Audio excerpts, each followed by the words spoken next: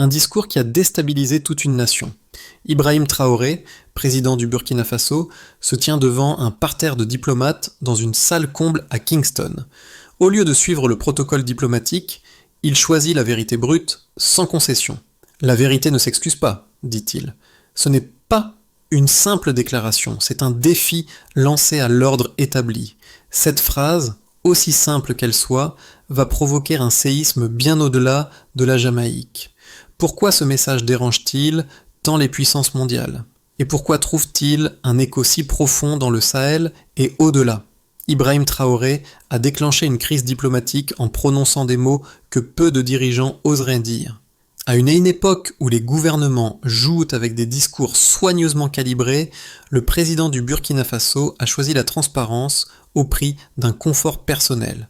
En Jamaïque, dans cette salle pleine de dirigeants mondiaux, ces mots ont frappé comme un coup de tonnerre.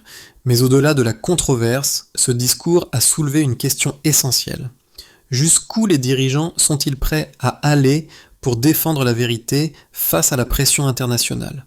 L'impact de ces mots ne se limite pas à une simple altercation diplomatique. Ce défi à l'ordre mondial remet en question un système qui préfère l'illusion de la paix à la réalité de la justice. Dans un monde où la politique étrangère est trop souvent un jeu d'apparence, Ibrahim Traoré a introduit une nouvelle forme de courage. L'enjeu ici est bien plus qu'une simple crise diplomatique, il s'agit d'un affrontement moral qui pourrait redéfinir les rapports de pouvoir dans le monde. Lorsqu'Ibrahim Traoré a pris la parole à Kingston, il n'était pas seulement un président, mais un porte-voix. Son discours a bouleversé les attentes des diplomates et des autorités présentes. Ce qui devait être une rencontre protocolaire s'est transformé en un affrontement verbal où la vérité brute a défié les conventions diplomatiques. En l'espace de quelques heures, ces mots se sont propagés bien au-delà des murs de la salle de conférence, devenant un cri de défi contre l'hypocrisie mondiale. Le système que nous connaissons doit changer, a-t-il déclaré. Un message simple mais percutant. Ibrahim Traoré a parlé de la corruption comme d'un fléau mondial, une maladie cachée sous des couches de diplomatie et de faux-semblants.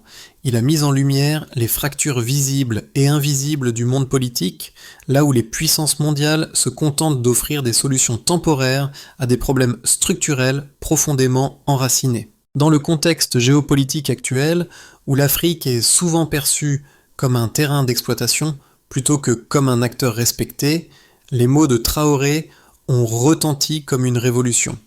Ce discours n'était pas une simple critique des dirigeants mondiaux, il était un appel à l'action. Traoré ne se contentait pas de dénoncer, il proposait une alternative. En prenant position, il a forcé le monde à remettre en question ses priorités, ses méthodes et ses vérités acceptées. Ce moment à Kingston n'a pas été une simple joute verbale. Il a marqué un tournant dans la façon dont les leaders africains sont perçus sur la scène mondiale. Le président du Burkina Faso n'a pas seulement jeté une pierre dans l'étang de la diplomatie, il a secoué les fondations mêmes de l'ordre mondial actuel. Ibrahim Traoré, en tant que leader du Burkina Faso, n'est pas seulement un président, mais un symbole de résistance face à la domination mondiale. Dans un contexte où de nombreux dirigeants africains se contentent de jouer le jeu diplomatique, Traoré a choisi de briser les règles établies. Son discours à Kingston a agi comme un catalyseur, non seulement pour remettre en question les relations entre l'Afrique et le reste du monde, mais aussi pour secouer les consciences d'un peuple longtemps soumis à l'injustice. Son intervention a rapidement pris une ampleur imprévue. À Kingston, dans la salle, les réactions étaient partagées. Certains ont vu en lui un provocateur, d'autres un homme courageux défiant un système inébranlable. Mais au-delà des murs de la conférence, la véritable résonance de ses paroles a trouvé un écho dans les rues, où des citoyens ordinaires ont entendu quelque chose qu'ils n'avaient pas entendu depuis longtemps, la vérité. La Jamaïque, un petit pays dans les Caraïbes, a trouvé dans les paroles de Traoré une résonance surprenante. Ces mots ont galvanisé une population prête à se lever pour défendre son honneur et sa dignité, et ce, sans violence. L'impact de Traoré ne s'est pas limité à une simple prise de parole. Il a planté une graine de changement provoquant une prise de conscience collective dans un pays qui, jusqu'alors, semblait être dans un état de résignation. Mais au-delà de l'instant, cette crise diplomatique a montré que la vérité, aussi inconfortable soit-elle, est un pouvoir qui peut transcender les frontières et unir les peuples autour d'une cause commune. Le discours d'Ibrahim Traoré à Kingston n'a pas seulement été un moment de rupture diplomatique, il a également déclenché une série d'événements qui ont secoué la Jamaïque et, dans une moindre mesure, d'autres nations à travers le monde. Ce que beaucoup considéraient au début comme une simple déclaration provocatrice s'est rapidement transformé en un mouvement populaire. Les autorités jamaïcaines, prises de court par la puissance du message, ont tenté de minimiser l'impact de ce discours en menaçant le président burkinabé de représailles diplomatiques. Mais au lieu de se plier sous la pression, Traoré a répondu par une fermeté inébranlable. Ce qui a suivi a été une réaction en chaîne qui a pris de nombreuses formes, des manifestations pacifiques, des débats publics, des discussions animées dans les rues et sur les réseaux sociaux. Les citoyens jamaïcains, loin d'être les spectateurs passifs d'une crise diplomatique, se sont saisis du message de Traoré et l'ont transformé en un cri de ralliement contre l'hypocrisie des élites politiques.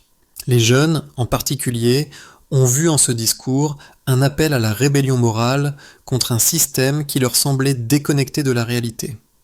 Alors que les manifestants défilaient dans les rues de Kingston, d'autres voix s'élevaient également à l'échelle internationale, notamment au sein de la diaspora jamaïcaine.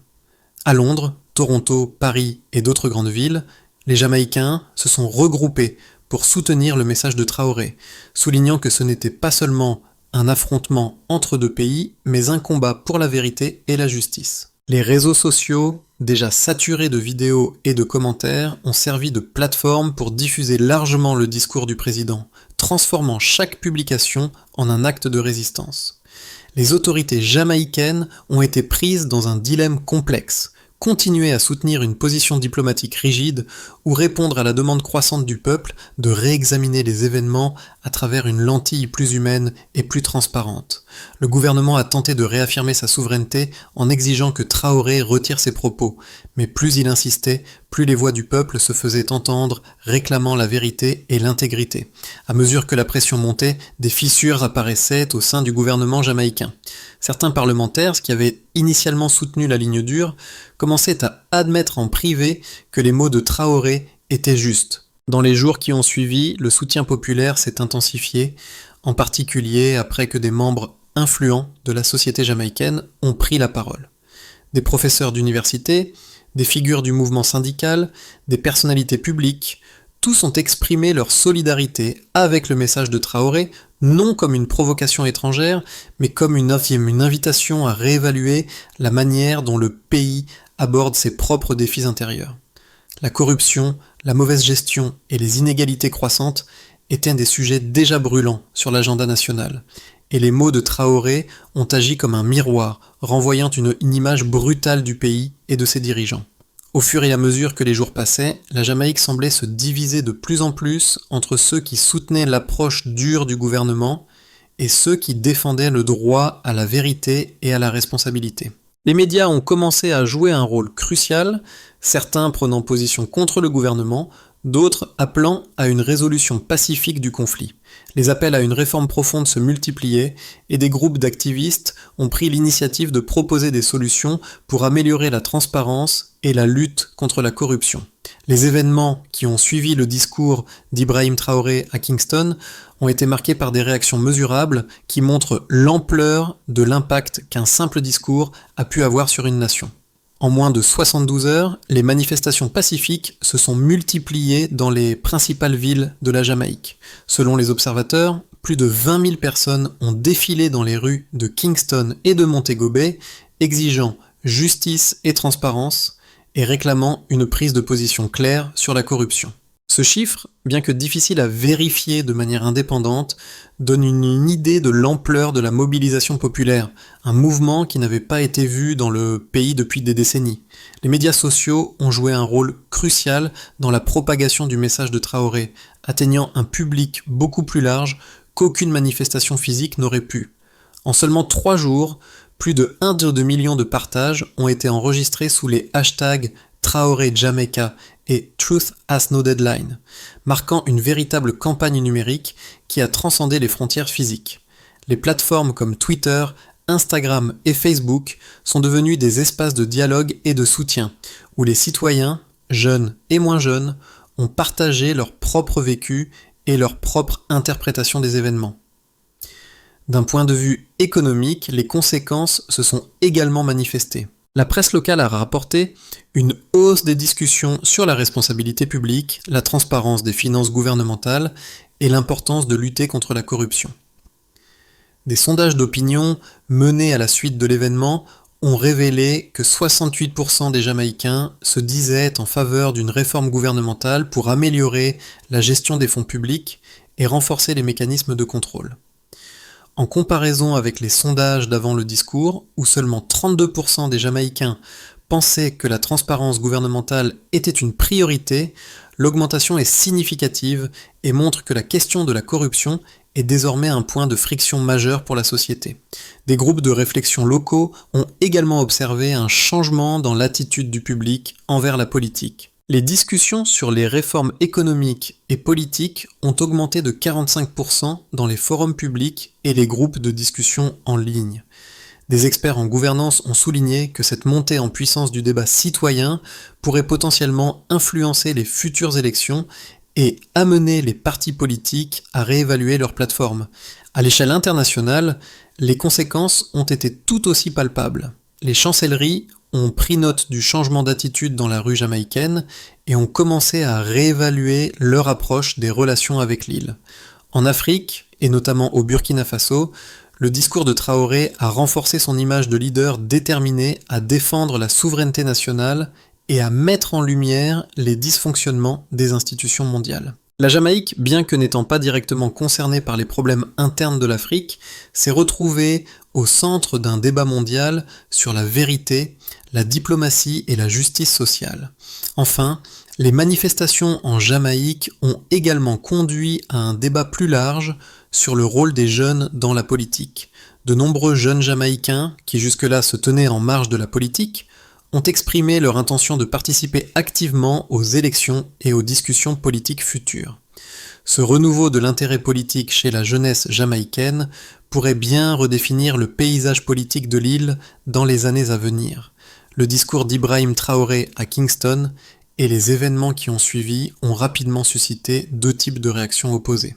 D'un côté, certains défenseurs de la souveraineté jamaïcaine et des positions diplomatiques traditionnelles ont vu dans ces propos une ingérence étrangère inacceptable. Selon eux, Traoré, en s'immisçant dans les affaires internes de la Jamaïque, avait franchi une ligne rouge.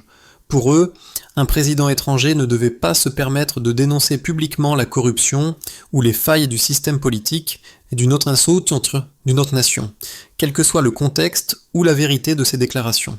Dans cette perspective, l'honneur national et la souveraineté de l'État prenaient le pas sur la vérité qui dérange. Cependant, de l'autre côté, il y avait ceux qui ont vu dans l'intervention de Traoré un acte de courage moral, un signal que la vérité doit être entendue, même si elle est inconfortable. Ces partisans ont souligné que la critique de la corruption et des inégalités, qu'elles viennent de l'intérieur ou de l'extérieur, est nécessaire pour un changement réel. Traoré n'a pas seulement dénoncé un problème global, il a donné une voix à ceux qui, dans leur propre pays, sont réduits au silence par un système politique corrompu. En prenant la parole en toute transparence, il a envoyé un message fort: la vérité est une arme puissante et l'oppression se nourrit du silence. Il ne fait aucun doute que les propos de Traoré ont révélé une fracture entre deux visions du monde. D'une part, une vision où la diplomatie et les règles de l'ordre mondial sont essentielles, où le respect des frontières et des souverainetés est sacré. D'autre part, une vision plus moderne et plus audacieuse, où la vérité est supérieure à l'ordre établi, où la justice n'a pas de frontières. Traoré a symbolisé cette vision plus radicale qui voit dans l'intervention morale d'un leader la possibilité de secouer le statu quo et de provoquer une introspection nécessaire. Au final, la question n'était pas seulement de savoir qui avait raison ou tort, mais de quel côté se trouvait la véritable moralité. Les premiers jours après le discours de Ibrahim Traoré ont fait naître une vérité incontestable. Le monde avait changé. Ce qui semblait au départ une simple confrontation diplomatique est devenu un tournant moral. Dans un geste symbolique, Traoré a jeté une pierre dans l'étang de la diplomatie mondiale et l'impact s'est fait ressentir jusque dans les rues de Kingston. Ce n'était pas une révolte violente, mais une prise de conscience collective qui secouait la Jamaïque. Les appels à la vérité, à la responsabilité et à la transparence se sont multipliés. À la surprise des autorités jamaïcaines, ce n'était pas la colère qui dominait, mais une détermination calme et résolue à revoir les priorités nationales. Les manifestations pacifiques, les débats sur la corruption et la gestion des fonds publics ont marqué un avant et un après dans l'histoire de la NIC moderne. Ce n'était plus un simple discours, c'était un moment de basculement où la Jamaïque, à travers ses citoyens, se demandait « Sommes-nous prêts ? Nous serons prêts de se mettre à affronter la vérité ?» Le discours de Traoré, loin de déclencher une simple crise diplomatique, a provoqué un réveil collectif, et la Jamaïque, tout comme le reste du monde, n'allait plus regarder la politique de la même manière. Les répercussions du discours de Ibrahim Traoré à Kingston ne se sont pas limitées à un simple choc diplomatique. Elles ont eu un impact direct sur plusieurs groupes, chacun réagissant différemment, mais de manière significative. D'abord, les dirigeants politiques de la Jamaïque ont été confrontés à une pression intérieure et internationale qu'ils n'avaient pas anticipée. L'impact sur les électeurs jamaïcains a été immédiat et profond. Selon un sondage mené dans les jours qui ont suivi l'événement, près de 66% des Jamaïcains ont exprimé un soutien massif aux appels à la transparence et à la réforme gouvernementale. La question de la corruption, jusque-là reléguée à l'arrière-plan dans les discussions publiques, est devenue une priorité nationale. La Jamaïque, longtemps considérée comme un modèle de stabilité politique dans les Caraïbes, a été forcée de se regarder dans le miroir, confrontée à ses propres dysfonctionnements. Du côté des jeunes, le discours de Traoré a été un catalyseur. De nombreux jeunes Jamaïcains, qui se sentaient déconnectés de la politique et désillusionnés par un système qu'ils percevaient comme corrompu et inefficace, ont commencé à s'engager activement dans les discussions politiques. Des groupes de jeunes, jusqu'alors marginaux, ont vu dans les paroles de Traoré un appel à l'action. Ils ont commencé à organiser des forums et des débats sur la gouvernance, la transparence et la justice sociale. Ce renouvellement de l'engagement civique a bouleversé le paysage politique jamaïcain en incitant une génération à prendre le relais du débat public. À l'international, les répercussions ont été tout aussi marquées. Les relations entre la Jamaïque et le Burkina Faso, bien que tendouées, ont ouvert la porte à un dialogue plus large sur la diplomatie, la souveraineté et la liberté d'expression. Dans les pays du Sahel, où Ibrahim Traoré est perçu comme un leader courageux, son discours a renforcé son image de défenseur des principes fondamentaux de la justice et de la vérité. Son intervention a servi d'exemple pour d'autres nations africaines, qui ont vu dans son discours un modèle de leadership audacieux face à la domination occidentale et à la manipulation politique. Les organisations de la société civile, notamment celles luttant contre la corruption, ont vu dans ce discours un tournant décisif. Leurs rapports, longtemps ignorés par les autorités, ont soudainement trouvé un terrain fertile pour être entendus. Des ONG locales ont rapporté une augmentation significative du nombre de jeunes et de citoyens actifs dans les actions de transparence et de dénonciation des abus de pouvoir. Les entreprises et les médias, de leur côté, ont vu leurs responsabilités augmenter. De nombreux journalistes ont pris l'initiative de dévoiler des scandales de corruption, jusque-là étouffés par le pouvoir en place. Traoré avait non seulement provoqué un changement dans la politique jamaïcaine, mais avait aussi renforcé le rôle des citoyens dans la lutte pour la justice. Ainsi, les effets du discours de Traoré sont multiples et vont au-delà des frontières de la Jamaïque. Il a changé non seulement la politique, mais aussi la manière dont les citoyens perçoivent leur pouvoir et leurs responsabilités face à un système mondial qu'ils jugent souvent injuste. En regardant vers l'avenir, plusieurs scénarios sont possibles pour la Jamaïque après le discours de Ibrahim Traoré. Ces scénarios se dessinent selon la manière dont les dirigeants, la population et la communauté internationale réagiront aux événements récents. 3 trajectoires distinctes se profilent, chacune avec des conséquences significatives pour le pays et sa place dans le monde. D'abord, le scénario de base envisage une réponse modérée. où le gouvernement jamaïcain parvient à apaiser la situation sans prendre de mesures radicales. Les tensions se calment progressivement, mais la méfiance envers les dirigeants persiste. Le gouvernement adopte quelques réformes superficielles pour satisfaire une partie de la population, mais les changements restent limités. La question de la transparence reste sur la table, mais elle n'est pas suffisamment approfondie pour provoquer une véritable transformation du système politique. Dans ce scénario, bien que la Jamaïque échappe à une crise de grande ampleur, le sentiment de frustration chez les citoyens reste élevé et le pays ne parvient pas à redéfinir son modèle de gouvernance. Ensuite, le scénario optimiste présente un chemin plus progressiste, où le discours de Traoré devient un catalyseur pour des réformes profondes. La pression populaire pousse le gouvernement à adopter des mesures substantielles pour lutter contre la corruption et renforcer la transparence. Les médias jouent un rôle clé dans cette transformation, et des politiques de gouvernance plus inclusives émergent. Ce scénario pourrait également ouvrir la voie à un renouveau démocratique, avec une participation plus active des jeunes dans la politique. Les relations avec le Burkina Faso se normalisent et la Jamaïque se positionne comme un modèle de réforme inspiré par une vérité libératrice. La société jamaïcaine devient plus résiliente, plus critique de ses élites et plus prête à affronter ses défis intérieurs. Enfin, le scénario pessimiste envisage un durcissement de la situation, où la réaction du gouvernement jamaïcain est violente et répressive. Face à la pression, le pouvoir choisit de réprimer les manifestations, de censurer les médias indépendants et de maintenir un contrôle strict sur l'espace public. Les divisions internes s'aggravent et la Jamaïque s'enferme dans une politique autoritaire où la peur remplace le dialogue. Dans ce scénario, la Jamaïque pourrait se retrouver isolée sur la scène internationale, tandis que la population, déçue et opprimée, se voit refuser la possibilité d'une véritable réforme.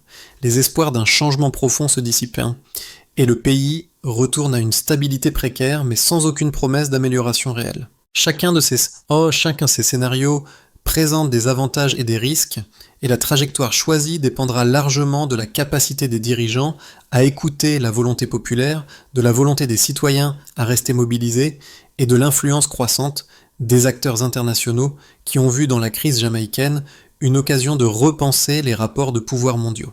Le discours d'Ibrahim Traoré à Kingston n'a pas seulement bouleversé les relations diplomatiques, il a touché le cœur de millions de personnes dans la rue comme dans les foyers. Il a brisé un silence lourd de résignation et a ravivé un sens de responsabilité chez les citoyens jamaïcains et au-delà.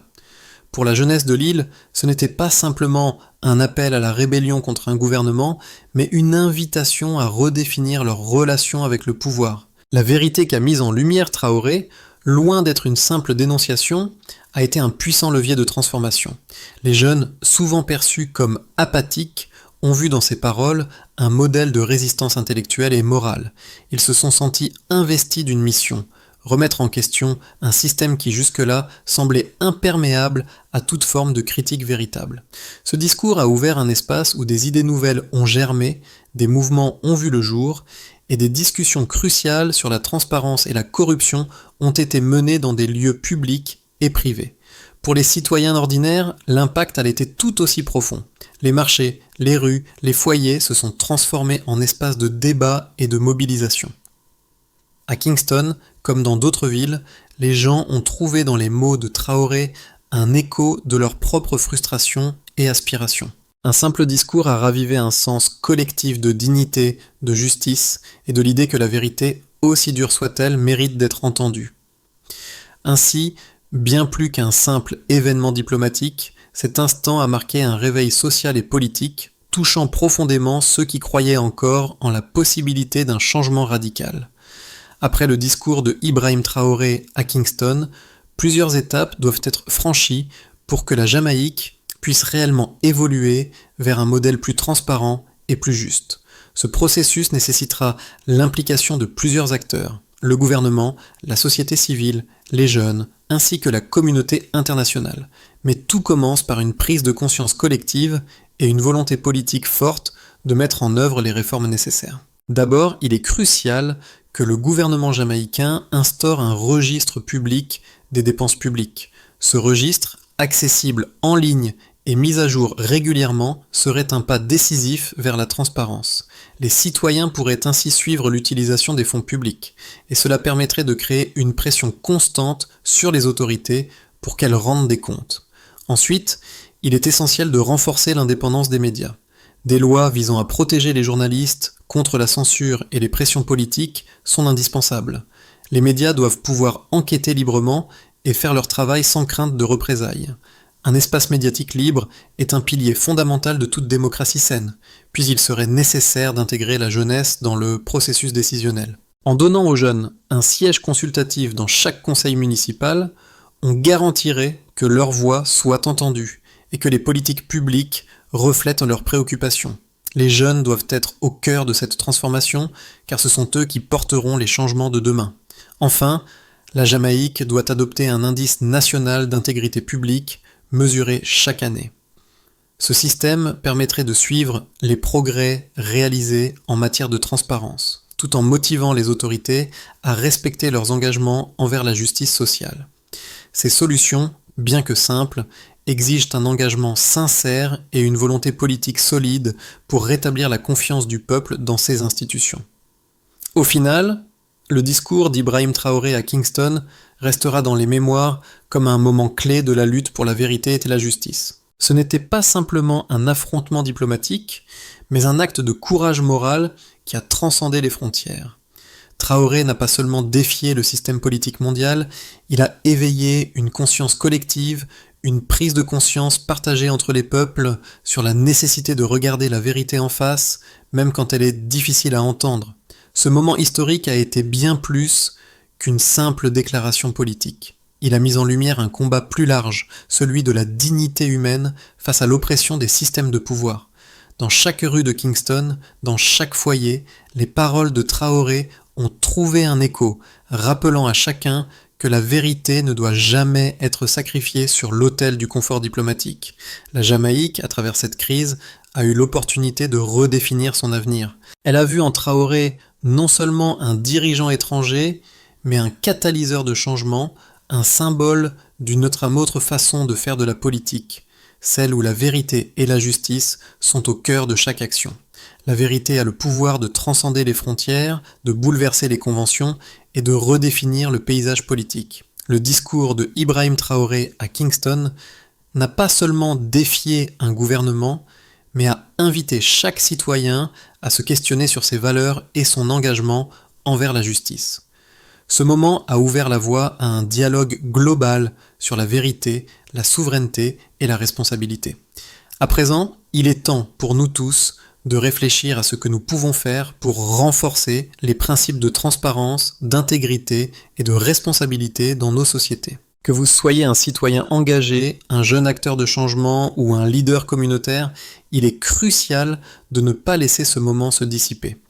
Prenez le temps de discuter, d'agir et de vous impliquer dans des initiatives qui promeuvent la vérité, la justice et la dignité humaine.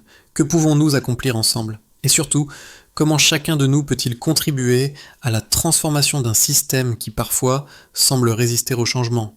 Rejoignez la conversation, partagez vos idées et prenez part à cette dynamique de changement.